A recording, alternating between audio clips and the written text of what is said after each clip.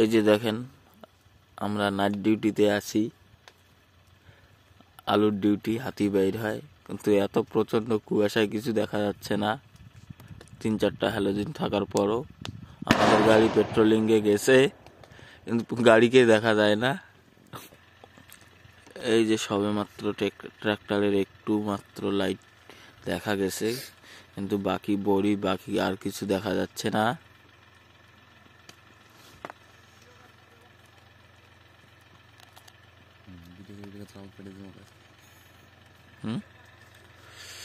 এত কুয়াশার মধ্যে কি পেট্রোলিং? এই কয়েক বিঘা জমিতে মনে হয় 4-5টা টং বানাইতে হবে। এই যে সবে মাত্র আমাদের ট্রাক্টরের লাইট আগমন করছে।